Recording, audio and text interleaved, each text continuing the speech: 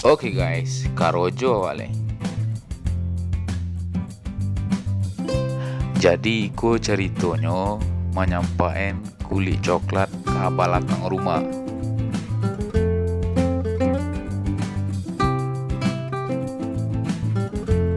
Bisi kau campain kulit coklat dulu.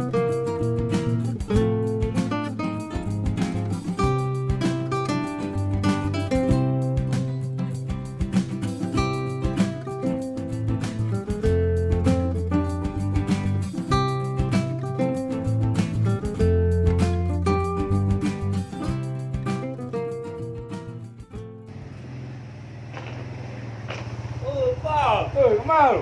aduh, Kemana macam? nyapu. Tawaran ni lah. Iya. Aku, Oma, ada kerojo. macam coklat. Jual. Berapa coklat sekilo ini? Sekilo 10.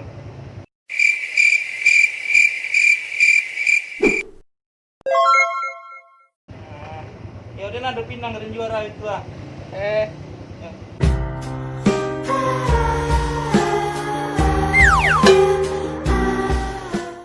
maafin aku. Hah? Maafin aku. Kalian jual?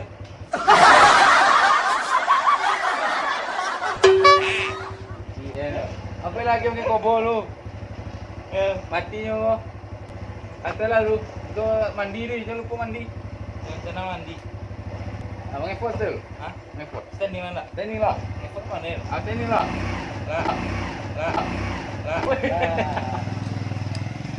Jadi itu cako namanya si Abu Pinyo balik mencari jerami untuk makanan kobaunya. Awak lanjutin karo Jawa cako balik ya.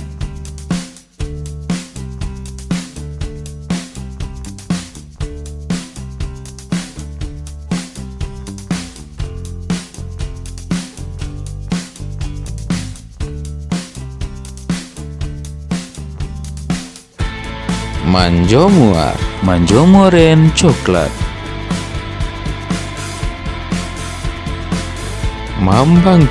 Mambangki en coklat.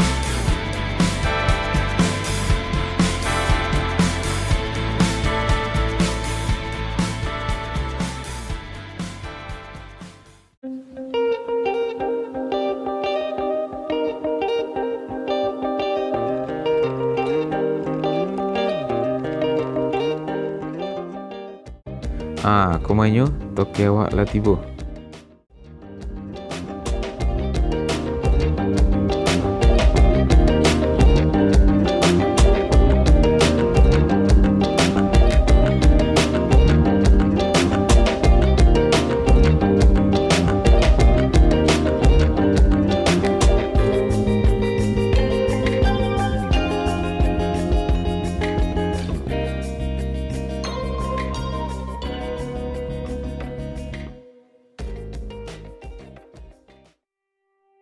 Jan di donggar bona kecil orang.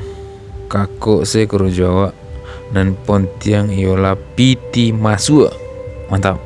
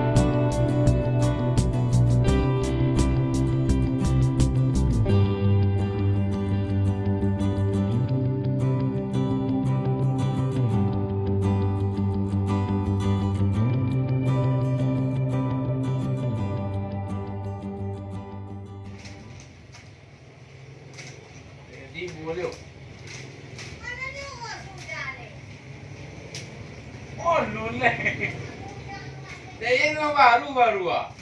Sekali kau dengan kau baru. Beras kilo ini dek. Dibeli mau. Orang pasti sini. Jangan lu, pernah rompak.